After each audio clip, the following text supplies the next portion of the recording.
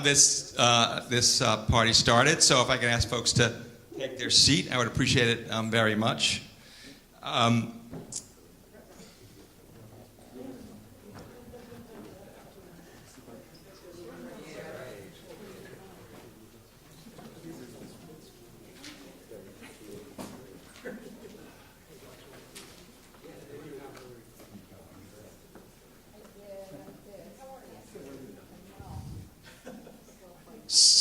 So thank you very much, everybody, for coming out this afternoon, and did want to let people know that Steve Mervine is dropping things in the back, but that we are actually, we're really happy. A couple things I want to mention: that we will be actually taping this, so we will be able to post it and show it, so we will actually have this discussion taped for folks to look at afterwards as well.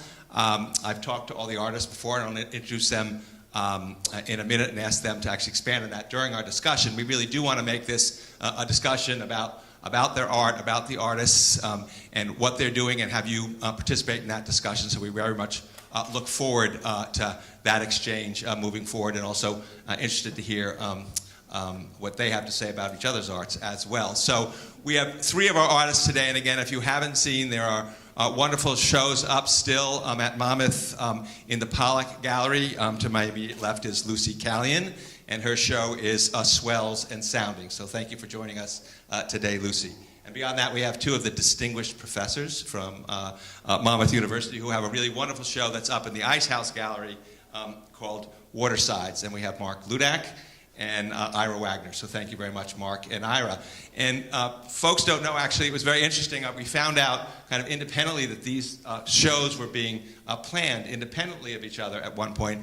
And we actually found out that actually Mark and Ira were originally going to name their show Soundings as well, or something very similar to that. So obviously there's something about the inspiration and something about the stories here, no matter how different their art is, and I think we'll see that during the discussions, that actually they all brought to the table for their work. So we look forward to talking about that.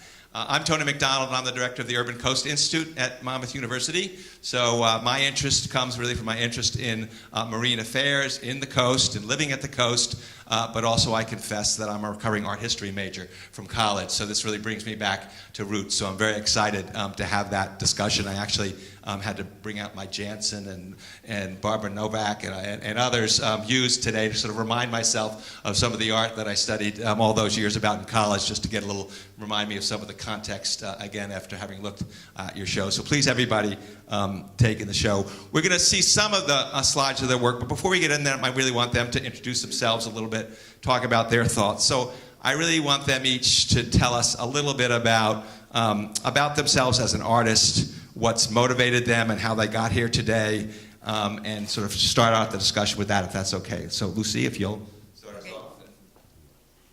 off. If you can hear me, I'd rather not use the microphone. Can you hear me in the back? Yes? It's a little better if you use the microphone because of the taping, so if you can try that. Okay, I'll give this a try anyway. Can you hear me this way? Yes. Okay. My name is Lucy KALIAN. Thank you for coming. As far as my life as an artist, I have always been one. I can't remember a time when I was not creating things, whether I was building things in the backyard in the woods, and then finally when about between 15 and 20 years ago, I decided to take the big leap and try painting, which is something I always wanted to do but was always afraid. I skirted it every way I possibly could, and then finally zeroed in and have been painting full-time for about 15 years now. Good? Okay. Mark LUDAK. I teach photography here at Monmouth and have for a while, and have been working as a photographer for 30 years, maybe? Long enough, it seems, and I don't want you to say longer than 30 years, because that seems like too long. But my work is primarily a kind of hybrid of documentary work and fine art, and it kind of skirts and goes in between those issues. Documentation is really where I start, and then the photographic part is where the fine art part comes in, and the printmaking aspect of it. The work is largely, generally, issue-driven, driven by an issue. In this case, it was an issue of climate change and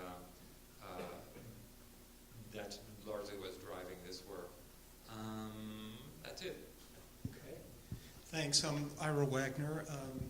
I think I might be the oldest person up here, but the newest to the arts. I worked in banking for 27 years, and I got an MBA and followed with that. And I stopped now in 2008, so 8 years ago, and I started studying photography. And one of my teachers said, "Why don't you think about getting an MFA degree?" So I actually did go back and do that. I graduated 4 years ago, and I've been lucky enough to teach here ever since. I was interested in photography for a long time, though, and when I was in 9th grade, I actually delivered the New York Post, which at the time was a liberal newspaper, so I don't have to be embarrassed about the editorial content at that time. And I saved my quarters and bought a 35 millimeter camera and learned darkroom and all of that. And so I followed it for a long time, but it didn't occur to me that I could actually do this as a profession until much later in life. And I'm happy to have had that experience now and to teach here as well. And my work, I've been interested in kind of man in the landscape, the built environment that we create, the environment that people live in, and I'll show some of the other things I've done as well, and I think you'll see that drives a lot of what I've been exploring with photography. So, kind of to follow up on something, just tell me a little bit, I've heard sort of listening to your stories, there's sort of the concept of art as avocation, passion, and profession. So I wonder if you could talk a little bit for the audience about sort of really how you as you get motivating, some of you are doing this professionally as teachers and other things as you're doing it more as an avocation, but also as an artist who's selling their art. So maybe just give your thoughts a little bit about folks who are interested in the arts, about sort of what kind of energy you bring to this exercise, kind of from an avocation versus a professional framework, and how you maintain your energy around what you do.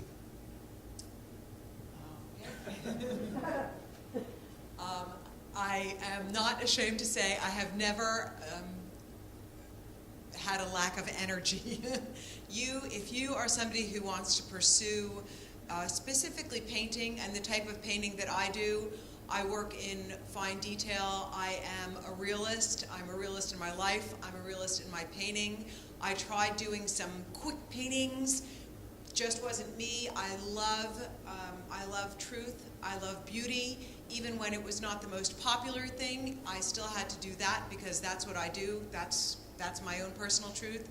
For that, you have got to have boundless energy, and you've also got to not give up ever, because the art market changes.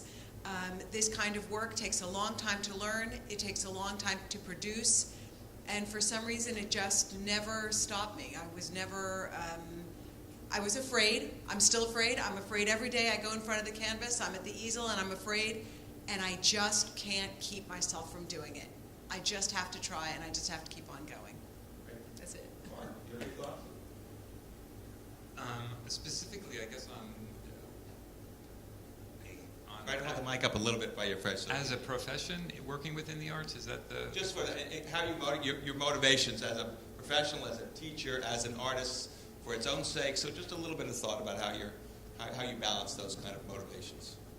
That's always the question. How do I balance all of these things?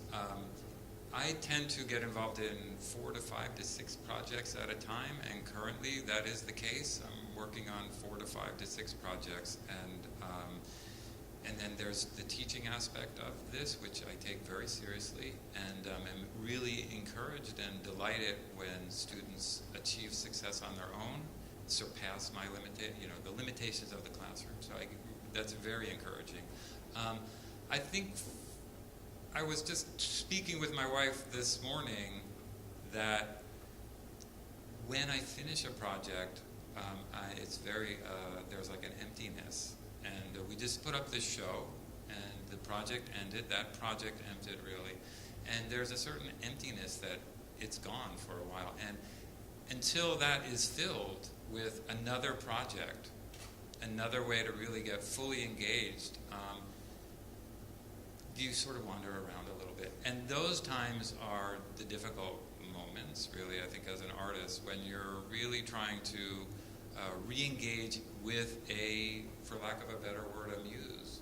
And I think that is the really really critical part of what keeps me working as an artist, really, is that engagement, right? That project of setting a goal of completing something. Right now, there's, I just received a notification today on another one.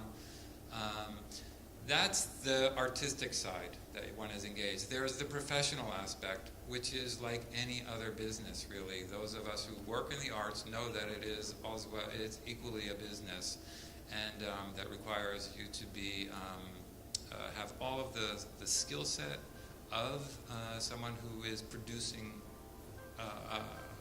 an artifact.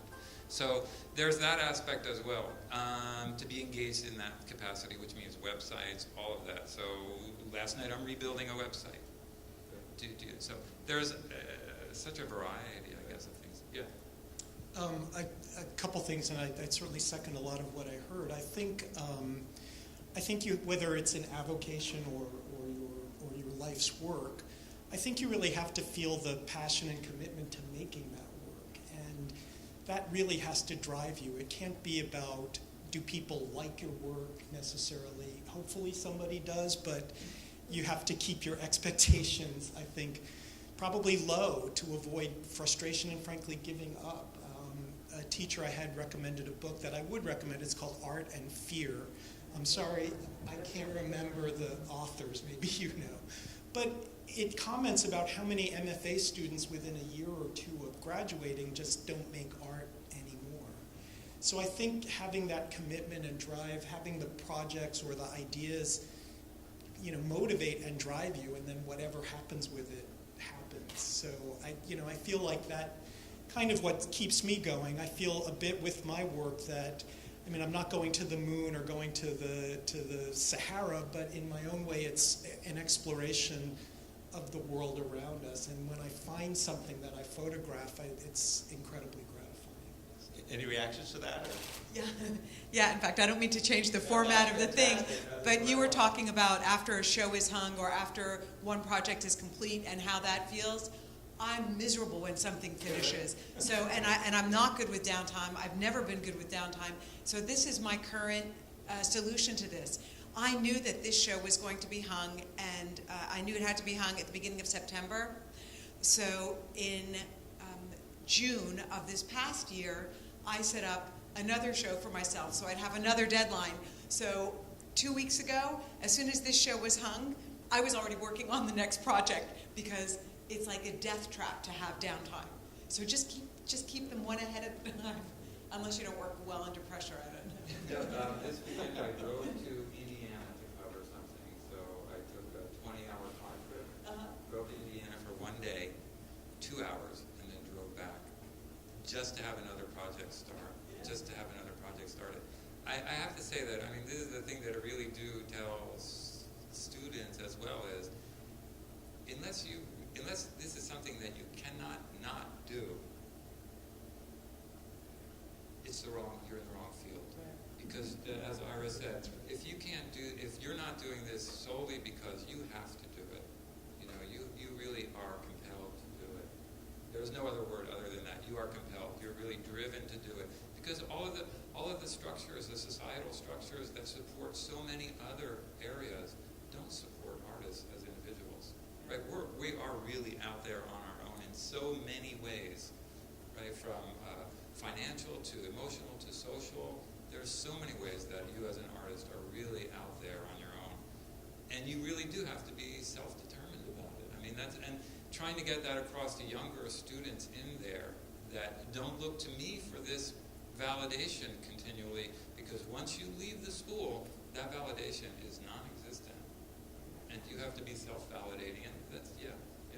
So, go ahead. Are there any art students out here? No? I was going to give you a great little line there, but go ahead. You give it to him anyway, because we'll show this video. What line would you? Okay, so in answering your comment about doing things, and then so sometimes you do a body of work, or you just do some pieces and they don't sell, and you hang them and you think they're great, you're sure they're great, and they don't sell. And sometimes it's not the piece itself, it's just where, and you have to get it in a place where the right people are seeing it. I developed a body of work a few years ago for a gallery, an invitation, prominent gallery in Williamstown, Massachusetts, and I took the 6 pieces up there, and one of them sold. And I went, oh, okay, this work stinks. Except by the time I got that with the pieces to their next location, I got a call from a museum, a prominent museum. They purchased one of the pieces. As soon as 2 people who were sitting on the fence found out one of them was bought by a museum, all of a sudden it was like, oh. So sometimes it's not the work itself, it's just where it is. Yeah, yeah. So that's, I mean, and we're going to come back to this a little bit about art that you deliver, an audience, and people looking at your art, how you feel about that, because that's just the question that I've always had. But I think this is a great time to move from a general discussion to really what has compelled them. So maybe we can give each of the artists a little bit of an opportunity to show a little bit of their work, but also talk about the shows that are currently up, or also what has got them here, sort of what other kind of work they've done in the past, or what inspires them, so they can have other context as well. But I think they have a few slides each, but they also might want to talk generally. So tell us a little bit about the show that's up now, how you got here, and maybe talk a little bit more about what inspired you and sort of what you see on the canvas that you've put out for us today. So Lucy, maybe you could start us off. Well, how I ended up here at Monmouth with this particular show is that I started, I had an idea to paint waves. I love the ocean. I did a small project for Clean Ocean Action, which was not in paint. It was all in garbage from beach sweeps. But then I did this wave. I love doing it so much. I love the product so much.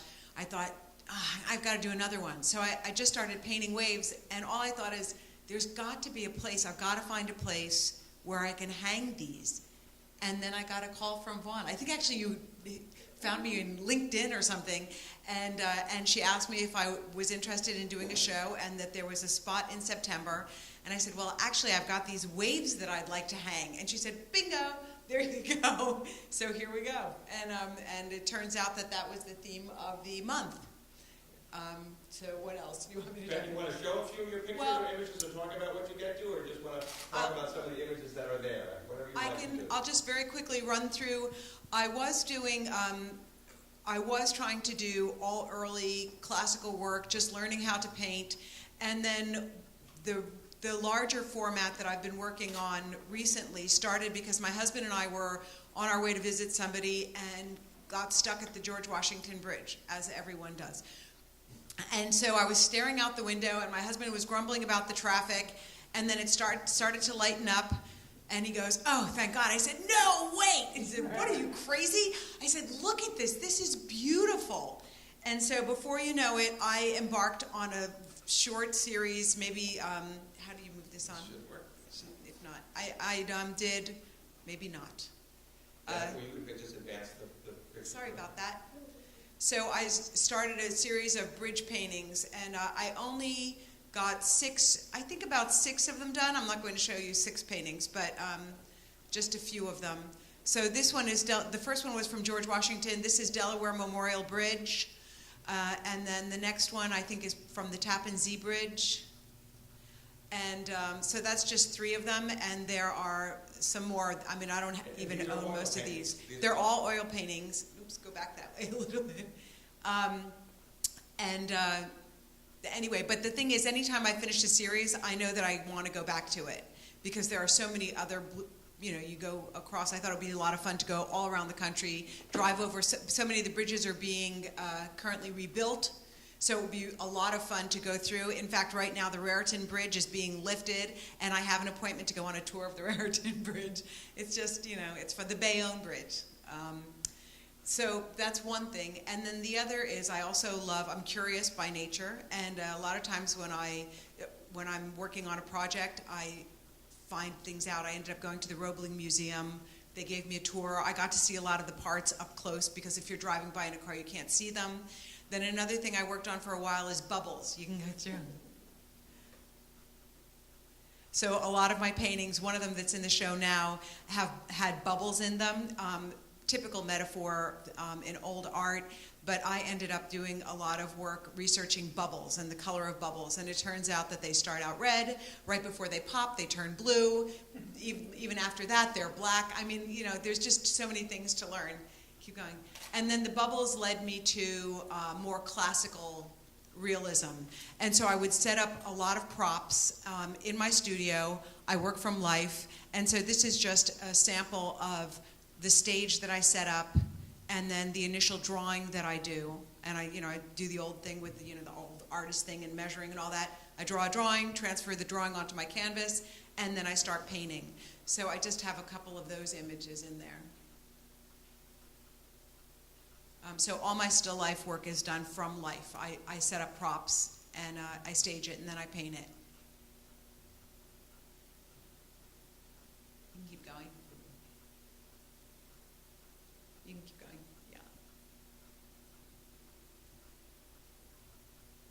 Oh, and then we started the waves, and that one is Gunnison. It was the first wave painting that I ever did, and it was a gas. It was so much fun to do. I think the last one is the piece. This piece is made completely out of garbage, and I did that for Cindy Ziff for Clean Ocean Action. I think it's up at Morris Museum now.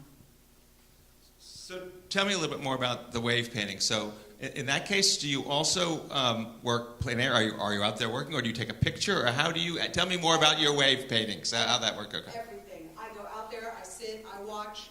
I look at how the scrim comes, and it forms a shadow underneath. I take photographs, I do everything it takes, and learn as much as I can about the waves, learn a little bit about the science of a wave, the light coming through, what the motion is, how it's coming back, and then you end up with the thick part, the thin part. Makes a difference where the sun is shining. The other thing with the waves, as it was with the bridges, how many people looked at a haystack before Van Gogh painted them? How many people did? If I can get people to start looking at the water and thinking about the water, keeping the water a little cleaner, thinking about bridges, thinking about the people that built the bridges, think about technology and industrialism, it all goes together. I mean, part of our job as artists is to make people aware of things. And so I think that's one of the reasons I just can't stop painting these waves. So a wave is not a wave, and a bubble is not just a bubble. So we're learning a lot more about that. That's great. We'll come back to that, but maybe we can have Mark talk a little bit about his work. Okay. Should I? Hopefully you're clicking what she didn't have. Oh, great. So we'll see if that worked for you. And as we're pulling that off, you'll see Mark does some wonderful other photography about some older sort of structures and things in the harbor. So they might look up nice next to your bridge paintings. That might be another show we could follow up with sometime. This is the Saigon River in Vietnam from this past summer, and it's someone swimming in the Saigon River, which people would do that every morning. The Saigon River, maybe those of you who are following the news a little bit about in Southeast Asia, Saigon is currently flooded. This is a part of a series on inundation, global climate change causing water levels to rise in our area, but globally as well. And it's not a happy coincidence, but coincidental, that for the last 2 days, Saigon, in the area where I was staying, is totally underwater. The water is extremely, these people will get sick from swimming in there or drinking the water, and that is a real issue. So that's this area. Saigon River in District 1, and let me see if I can put on my glasses and see if I can change. So where I try and go with the work is that I'm interested in something that is visually very compelling to look at, that really draws a viewer in, makes you wonder, what are you looking at? What is this about? It just so happens that is a somewhat hazardous condition as well, right? Which is the reason I'm attracted to it. There is that sort of discrepancy between what we're looking at being quite, in many ways, compelling and drawing us in, but we're drawn into a situation that is really potentially life-threatening to us, really. So let me see if I can make this, there we go. This is from Ellis Island, and you can kind of see this was taken in the middle of the winter on a very, very rainy day. It was pouring rain. Ellis Island, as those of you know, was underwater during, large parts of it were underwater during the Hurricane Sandy. And according to the website and the surging seas, Ellis Island will again be underwater, and during these continual sort of rising sea levels that we're experiencing, and due to storm surges as well. There's a great website called Surging Seas, and they there's a graphic interface that lets you know what will be underwater, what will be inundated with levels of sea rise. And this is right out of Princeton. It's very accurate for our area. Most of what we experience on our coast here will eventually be underwater with a 6-foot rise in sea level, which is not unanticipated. Again, this is Ellis Island.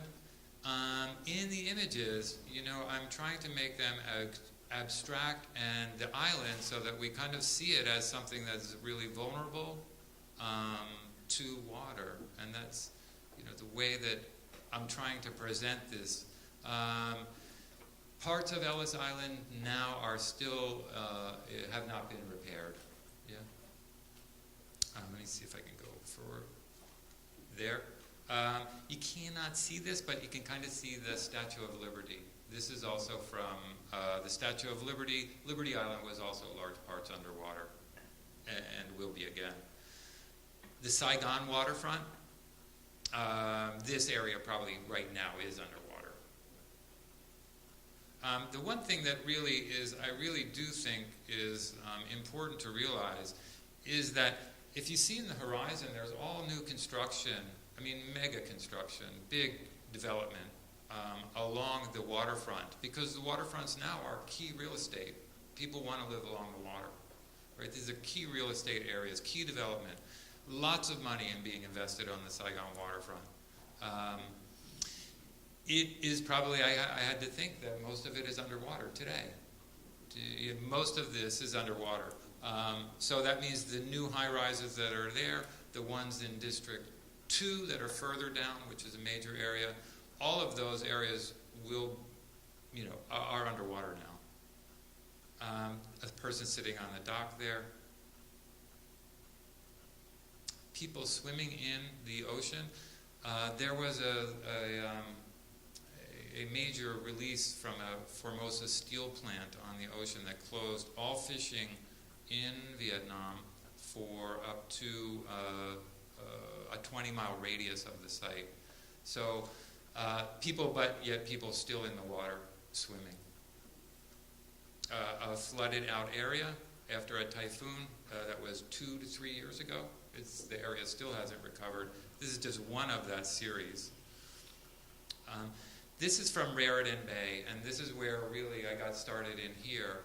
Raritan Bay, for those of you who are like myself here, maybe Raritan Bay is the place that we see when we're going over the big bridge on the New Jersey Parkway, going from into Perth Amboy, or over Perth Amboy, getting onto the turnpike. And we look off to the right, and that's Raritan Bay. Right? So this is Raritan Bay. Raritan Bay, for those of you who, as I was not aware, Raritan Bay, you can't eat any of the fish that come out of Raritan Bay. It is a totally area that is off limits for fishing, all clams, all shellfish, all an inedible environment for food production. A boat in the middle of Raritan Bay, a sailboat. So in the work, I'm trying to present something as well that it gets across the idea of what's going on, yet is something which we would kind of want to look at. And I would have to say, they're not direct, like this is Earl Naval Weapons Research, not Naval Weapons Research. This is the road to Earl Naval Base, right? Which will be underwater. That is it.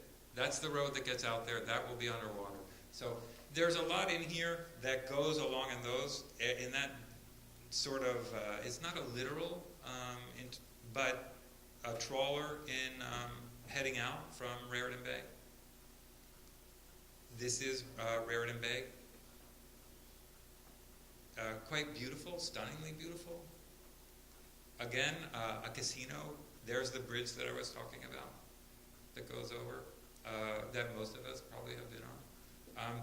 it was a total surprise to me, even though I look at things ahead of time on Google Maps, it was a total surprise to see a casino. I was like, wow, what is going on here?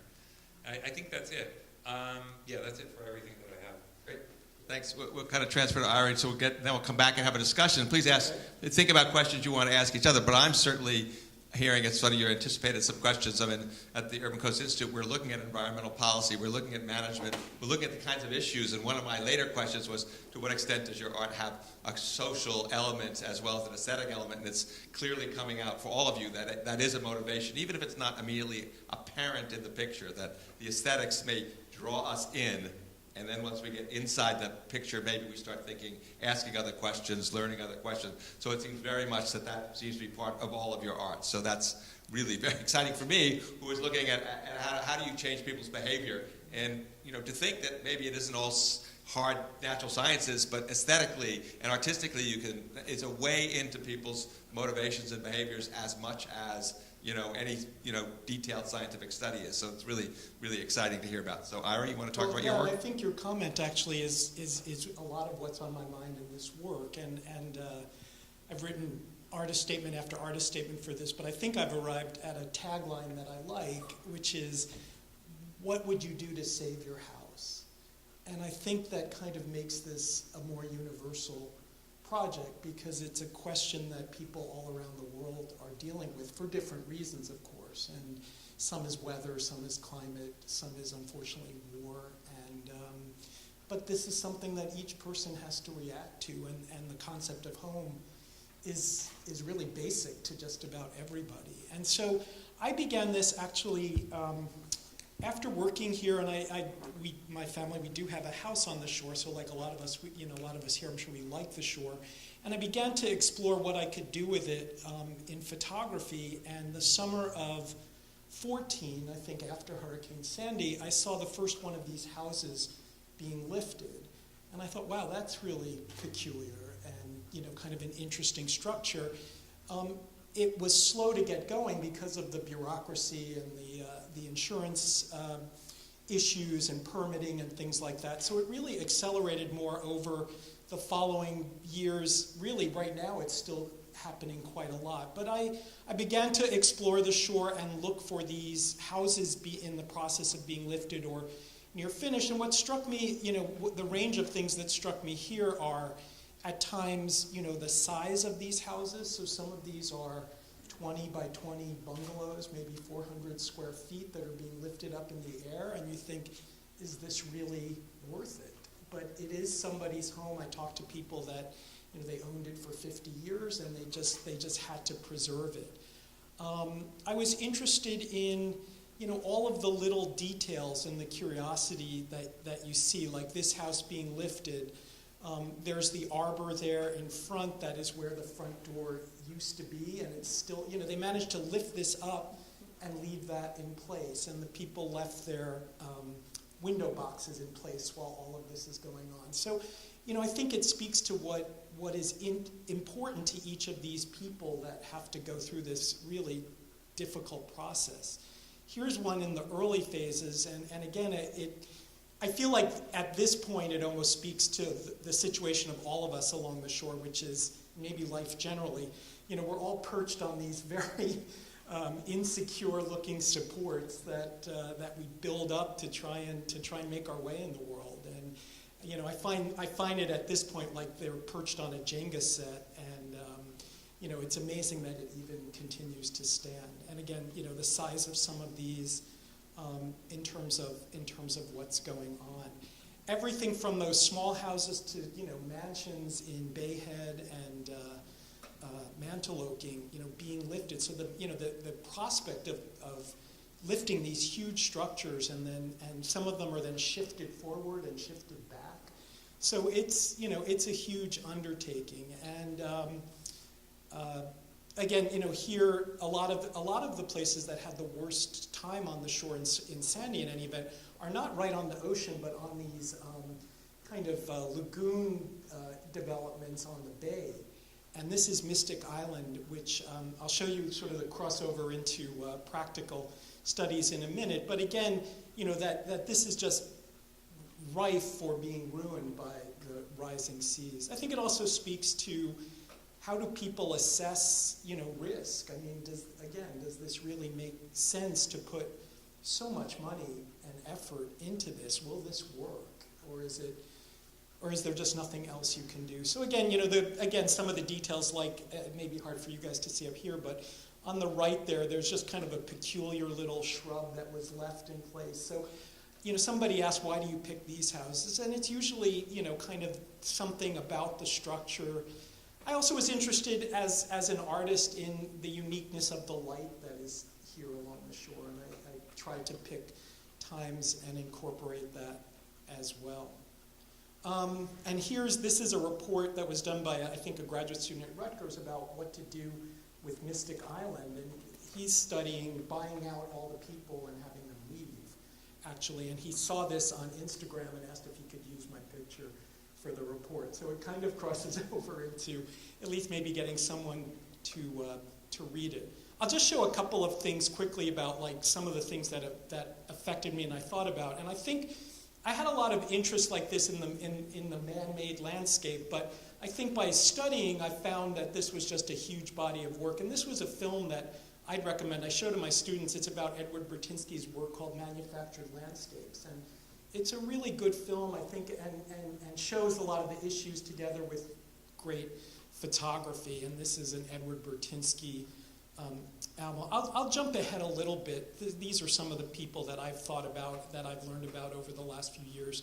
Perhaps, the Beckers who have done studies of industrial buildings and landscapes. But let me just go ahead to some of the things I've done. So I actually share an interest in you.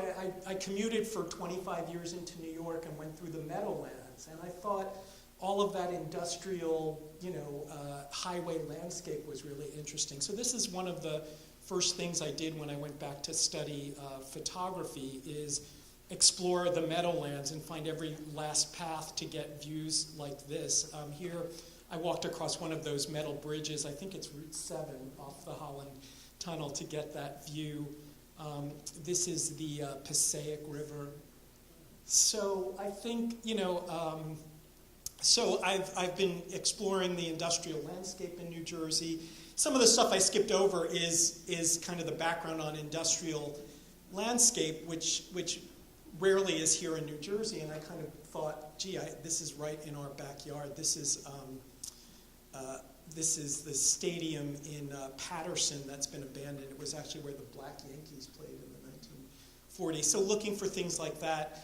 I also photographed, one of the other first things I did is I went back to explore the neighborhood that I grew up in, which is Yonkers, right on the border of the Bronx. And the thing that I found most kind of reminiscent of those memories were the lobbies of the apartment buildings, which had largely been left alone. So I photographed things like this. This is actually where I grew up, and I think it's the same Christmas tree they showed pulled out when I was 6 years old. So I looked at places like that, and then I just went all through the Bronx and Brooklyn and Queens and looked for these lobbies. I just would kind of peer into the door and find one and wait till someone let me in. And then I went on, and again, maybe you can see some of this combined interest of how people live and how they choose to create their environment. I photographed the Bronx, and my idea there is my family was from the Bronx, and I actually had a summer job in the Bronx in 1977, which was about the nadir of the Bronx, and decided to go back and see what it looked like. And again, it really is not what I think is in the minds of most people, but a place where people are trying to kind of carve out a life and have a decent neighborhood like just about everybody wants. And so this is Co-op City, probably the last original Carvel, a bowling alley, and an apartment building. And so I was, sort of thinking about that vernacular architecture, and that the Bronx isn't the burnt-out Bronx that maybe people think of, but a place where people are trying to live. And that's some of what I explored, and maybe carries over into the House Raises series. Great. It's just sort of trying to remember it. First of all, because it's really about the reality that where we live is this incredible place where nature and humanity clash and really are head-to-head in so many direct ways. I mean, that's what we do from a policy and management perspective, but your art, you each are talking about issues that very much are in our work plan of what we want to do, and you're seeing it. I mean, again, you're visualizing that and seeing that you're witnesses, it seems to me, to some of that, and that's sort of really, really exciting for me. I wonder if as you were talking about this, I actually was remembering, do you put yourselves in art historical context? I mean, do you think, I remember the Hudson River School, and a lot of art history, and it is really about this conflict between man and nature, and what is man's role within nature. And I mean, I think of, you were describing the way the waves pull you in, and I was just thinking about paintings of Frederick Church and the waterfalls, and do you consciously think of where to what extent do you think of yourselves within art historical traditions, or what inspires you in that regard? Because I'm just hearing a lot of things that do remind me of a lot of stuff that I studied long ago. It's coming back to me now when you talk about it. You want to start, and then I'll go to Lucy after you. I pretty deliberately use Deliberately use a sort of very romantic sort of rendering and light to work with that in a way that is very much in distinct from what is being photographed. So the quality of the light is very poetic, is very quite beautiful, and yet the circumstances of what is being photographed perhaps is not. And that sort of edginess about it is what interests me, the way that one is not necessarily supportive of the other. I guess that's sort of, and that's quite deliberate on my part, really, and even in the printing and all of that. Lucy, do you think about artists, or where your work fits into that kind of motivation, or are you aware of it when you work? I actually try to avoid thinking about other artists when I'm working, and I only think about what I'm doing and what interests me, because I find that you can get into a little bit of a logjam worrying about other people and their work. I admire a lot of other artists' work, but I try not to think about them too much when I'm working. I'm also a romantic, and I would be lying if I said that I don't think about nature when I'm out there. I can sit and spend the entire afternoon drawing one pine cone, and I think as a romantic, I just want to save it. I want to save it all. And so the more people that are aware, the better off it is for all of us. Ira, what motivated you, or were you sort of... I think what excited me was discovering that there was this body of work of, sort of in this man-altered landscape realm.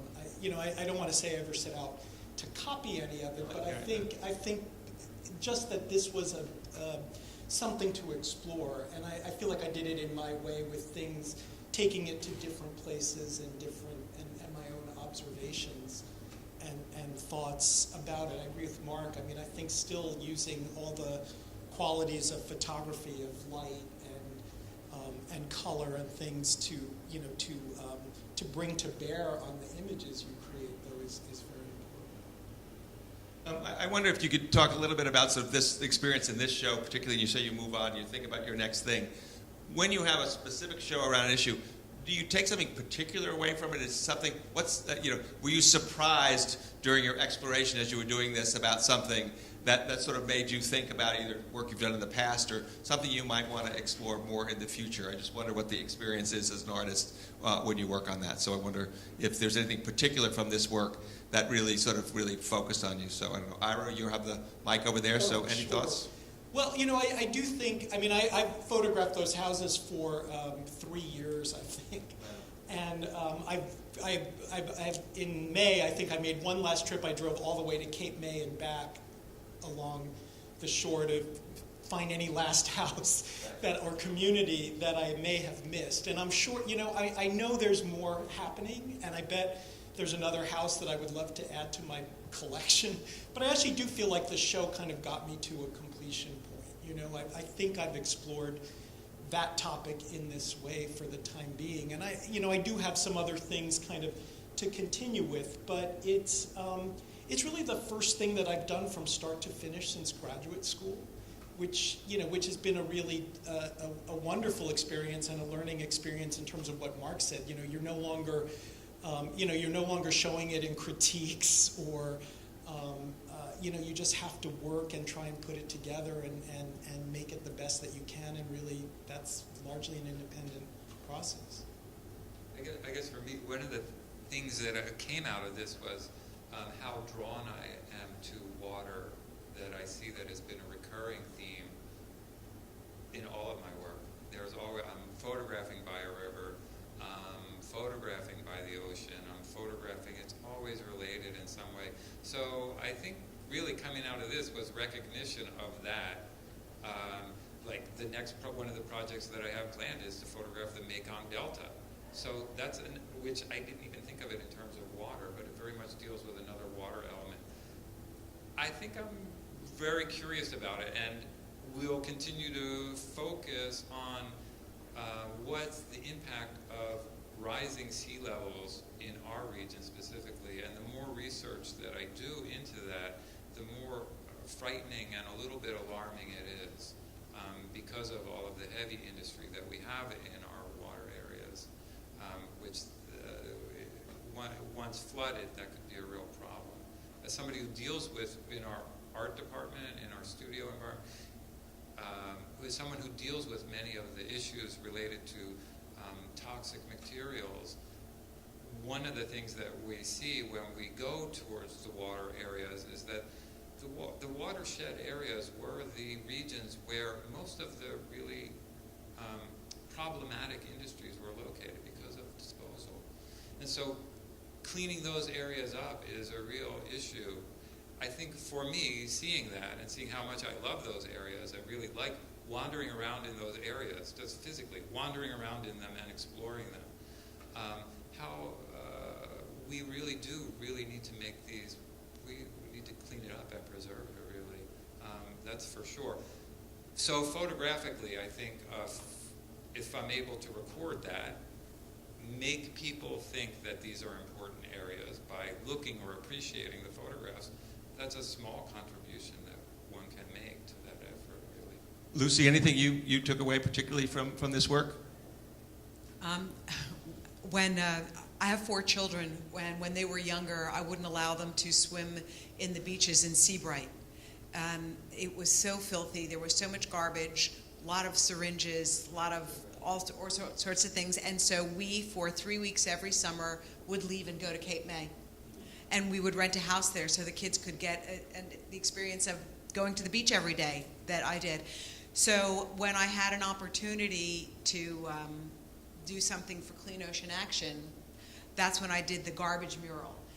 And then after that, I realized I just couldn't do enough because I want people to be aware of it and to, I guess I'm just sharing my love of the water. And the more aware you make people of it, the better it is. I wanted to ask you a little bit just specifically about your work. You seemed, as you worked on, you were getting bigger and bigger. That was my impression. Was that something that you were drawn to? And I wonder what that experience was for you, because it did seem to me that was almost a progression from a sort of a smaller picture with a buoy in the front, and then a wave, and then wait a second. Yeah. So was that fair? Did I see something? Yeah, in fact, so my still life paintings tend to be very small and technical, but when it came to doing the waves and studying the waves, I realized that after a while I wanted people to get a sense of their power, and 4 feet by 6 feet just wasn't enough. And so they just got larger and larger, and I just couldn't stop. That's what I was getting. So, but I'm sure at home, I don't know how big your studio are, but I think I'm not sure what those limitations are. But it was getting pretty big. I had to build some holders for these canvases, and you walked into my studio, and the canvases just went from wall to wall, and I had to sort of walk around like this to try to get around the back to the sink, and yeah. Great. I have one more quick question, and then maybe if folks in the audience want to ask any questions or enter the discussion a little bit, and this is kind of personal to me, I guess. As somebody who is more of an art historian and a witness of art, I mean, to me, art is, when you put up a show, it's sort of personal, but then it's also demonstrative at the same time. You're putting something out there for other people to comment on. I mean, is that something, I mean, because I think I was talking to Mark about one of his photographs when I saw it, and I think I was seeing something different than he was, you know, in so many different ways, because we're coming up to my words. How does that, as an artist, when, not critiques, like not negative, but just that they actually see what you offer them in a way that is, I presume, in many cases, different than what you thought you were bringing to the table. How do you relate to that? that's one of the beauties of art, is that we don't necessarily, what we produce doesn't necessarily have the same meaning for others, and that you're trying to create a vehicle that allows people to enter into it and see something that they would take might take a very personally different interpretation of what it's about, and that's the beauty of it. I don't think, for me, it's required that someone see my images in quite the same way that I do. Right?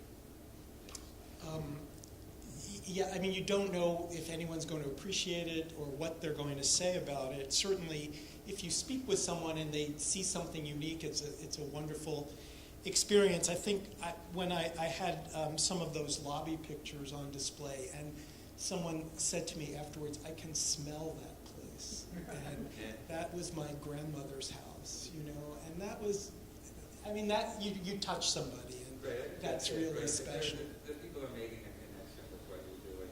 That's the important part. Yeah, I think. Lucy, any thoughts? Just really, so I had a few minutes to think about it now because I let you guys go first.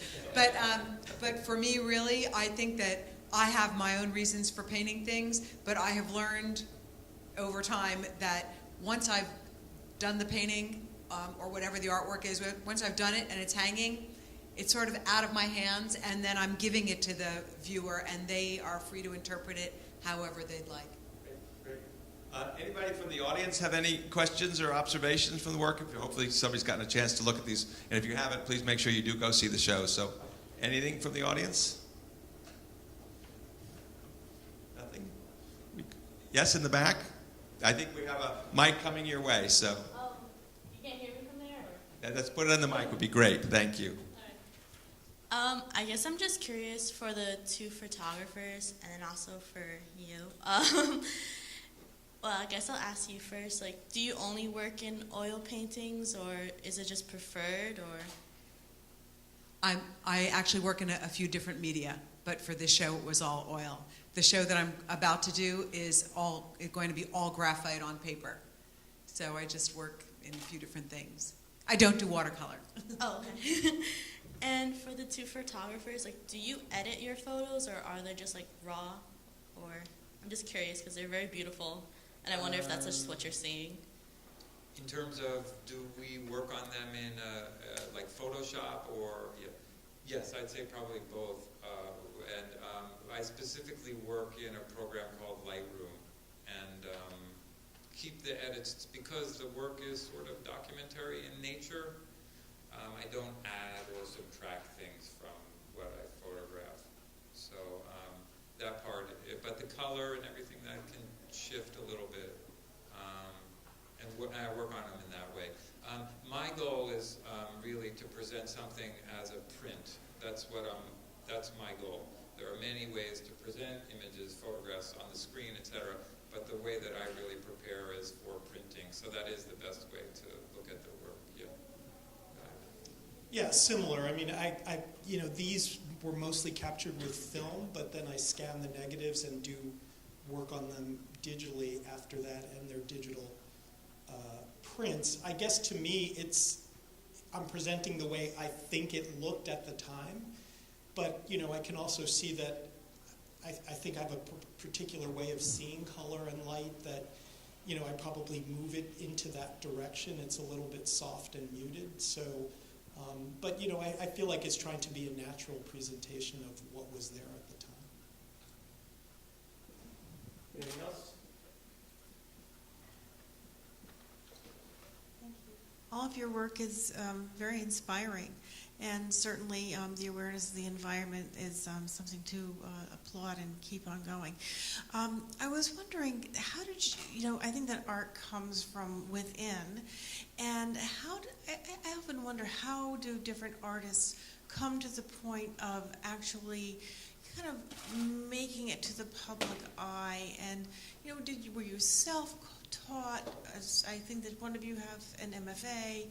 Could you talk a little bit about each of your journeys, self-taught education and so forth? Thank you.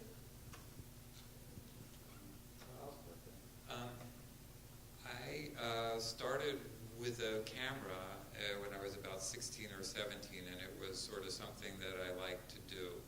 And before that, I had a tape recorder, and I recorded sounds and things. So I was always interested in recording information, really. I never thought it was possible to make a life in that way, and it wasn't until I was in college that, and still photographing as something that I really like to do, that it would be possible to really study and do that.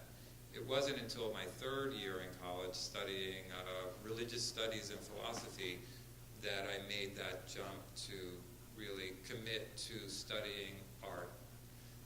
And it was a big shift. It was a big jump. And I went on to do that. And continued on with that and went to do an MFA as well. But it was a very different switching of gears, very deliberate as well, and very conscious decision to make. After that, I worked as a journalist. Once I finished my MFA, I taught at City University of New York, and I went to work as a photojournalist. And that exposed me to something that was very different than my studies as an artist at Parsons School of Design or at Hunter College, was where I did my MFA at. That was a real immersion into reality. The reality of the Third World was where I was getting assigned to work in Central America, covering ongoing conflicts there and then in Iraq, in the Middle East. So I did that for 20 years. Coming back to art was a real change, a real sort of homecoming in many ways. But that also informed me that it was very important to produce images which communicated to people substantial issues. And really, I think visual information that we communicating visual, I think, is our primary way of communication, actually. And there is no accident that I think that Instagram is so as popular as it is, that our cell phones are as popular as they is. I asked my students the other day how many of them took a photograph. This was a beginning, I'm sorry to really take a photograph every day, and I didn't expect them to say that they took one every day. Every one of them said that they took at least one picture every day. And I asked them, how many of you write every day or text every day? And they all texted, but it's not like everyone was writing a poem every day or writing a novel or doing anything like that. So I came to think that, and I do still believe that probably visual communication, the way that we communicate is primal. And that it's so within all of that, I mean, that's kind of what I do. And that's why I have to say that anymore, even within the guise of teaching photography, one of the real elements that I do believe we try and communicate with our students is the responsibility that one takes when you are creating images. That because you're putting something out into the world that many people interpret in a variety of different ways, and there's a real necessity for us to, for them to understand that dynamic as well, I think, right? So that's, yeah. Ira, you want to mention about it again?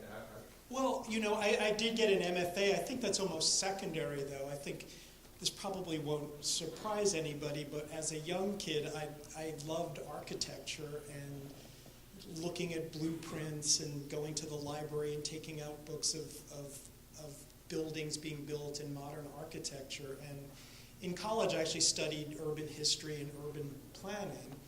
And, I think this just eventually led to a way for me to express these fundamental interests that just developed when I was quite young. And, probably for all of us, you have a unique set of interests and a unique way of looking at things. It's almost hard to trace, where did that come from? But it did, and then I think what I discovered is through photography I could really explore these things that interested me and present them to the world as my way of looking at it.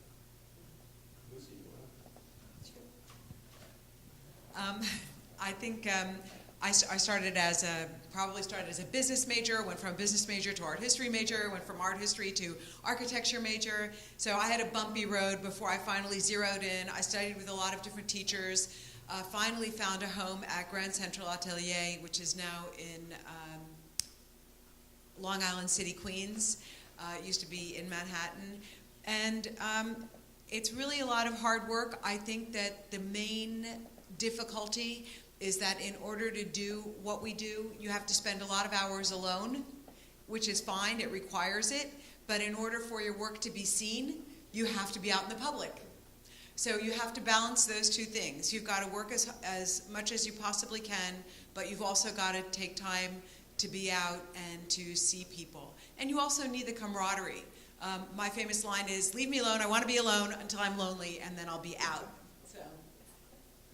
So, I guess I don't want to kind of conclude a little bit today and let them go to thank you very much for your work. I mean, I feel like for me, doing my job, having seen this work and listening to you talk about it, has really reminded me to stop and look from different directions, to recognize that this is not something that you could just put in a scientific study, but you have to experience it personally in order really to get motivated to make a change. So again, it's been really, really enlightening for me to have this discussion today, but also thank you for sharing your work. And so if you guys would just give them a round of applause and thank them for coming, we appreciate it very much.